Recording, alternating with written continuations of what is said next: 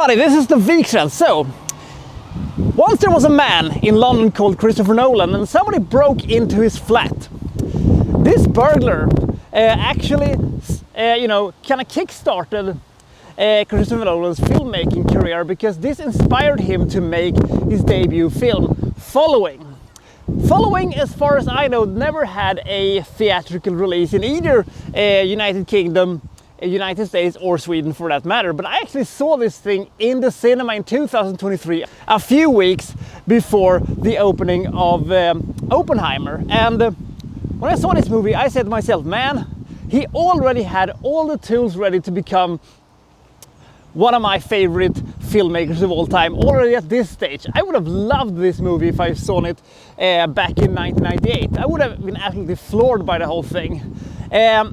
Now I have to realize that there are, these cases of weaknesses that this movie has that I cannot quite ignore, but still, this is one hell of a debut. Let's find out more, shall we? This is Following.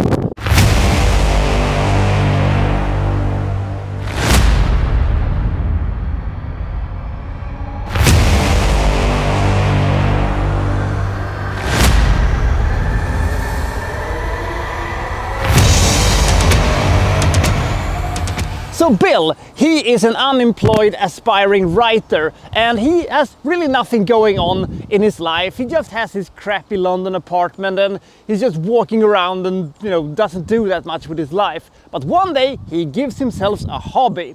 He starts to following people, just to see what they are doing, where they go, who they meet, and how they are living their lives. Because as I said, it doesn't happening too much in good old Bill's life at this point. He also sets up a few rules for himself, never follow the same people twice, but he violates that when he finds this very strange charismatic man called Cobb. I wonder if he's somehow connected to this guy.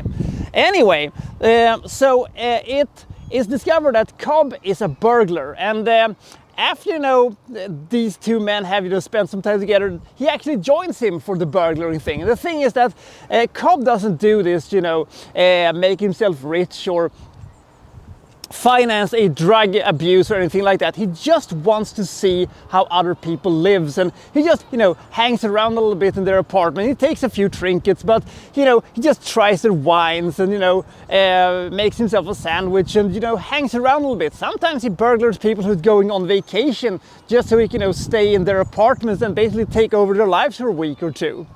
And then we also have a woman that is being caught in a bar by a man.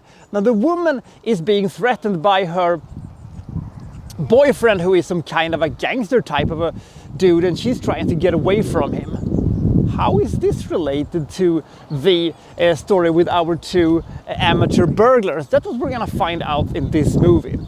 Following is only 66 minutes long, and it tries to cram in essentially a 2 hours and 20-minute movie into 66 minutes of runtime, which is a little bit of a problem. It is also a little bit unclear of who is doing what to who or where. You will also struggle from time to time to figure out, when this is happening or why this is happening or who is doing what to who when, because, this movie doesn't follow a straight chronology. It is, broken up into different pieces, and it will sometimes confuse you, which isn't this movie's best strength. It is also a little bit difficult to, despite this very small cast, to keep track on who is who and who is actually, in which storyline, because everybody has kind of a similar vibe to themselves.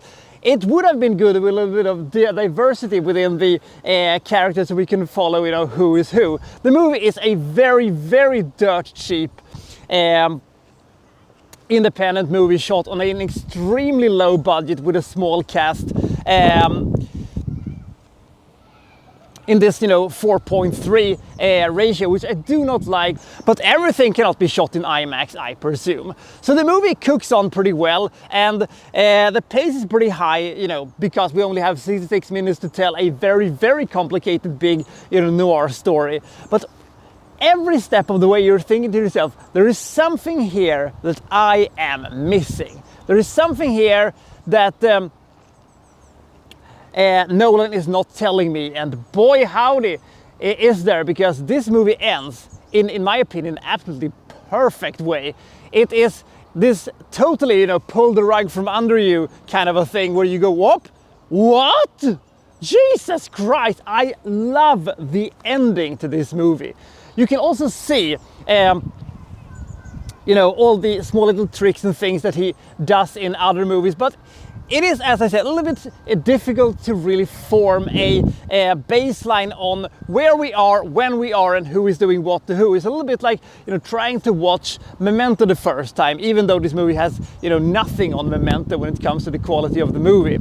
It is a good thriller. It is a good suspenseful movie with lots of intricate and integral parts that, as I said, it's a little bit difficult to keep track on who is doing what to who when, but it's also part of the experience to be a little bit confused from time to time.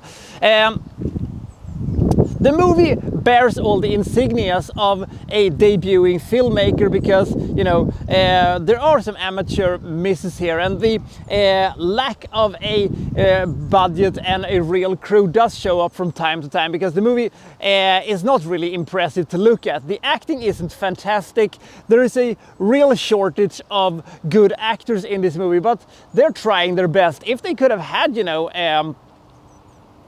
a Matt Damon or a Leonardo DiCaprio or something like that, this movie could have been an immortal classic. But since we have absolutely nobodies and absolutely unknowns in this movie, the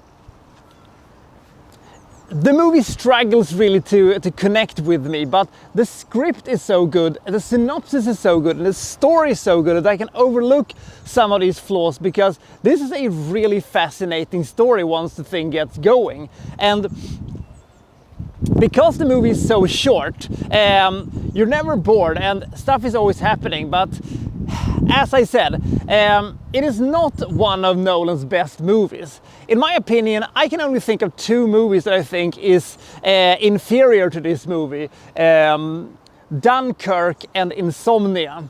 But considering that this is a debut film, it's a hell of a debut, and I do really recommend this movie. You don't have to be a Nolan fanboy to appreciate this movie, and you don't have to absolutely love film noir movies or stuff like that. You just have to like good thrillers, and you just have to like good tension and fascinating events and characters. Even though the characters in this movie may not be the most strongest and most memorable, still this is one hell of a debut and a movie I really recommend. And thank God for that burglar who broke into Christopher Nolan's apartment. Otherwise, we might have missed out on some of the greatest movies of the century so far.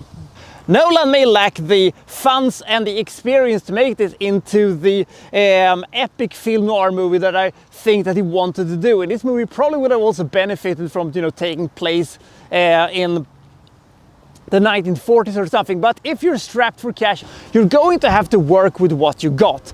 Following is a really, really fascinating and a really good movie. I give this movie 83 points. The acting may be a little dodgy, but the story is so fascinating and the ending is so great that I am willing to overlook those things in order to enjoy this movie for what it is.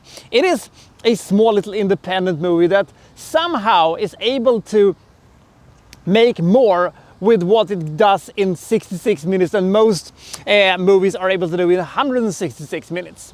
Even though this movie really should have been at least 136 minutes. So how would you rank this movie alongside the rest of Nolan's filmography? Comment below and I'll see you next time for, well, so-and-so reviewing, well, such and such. Thank you for watching. Thank you very much.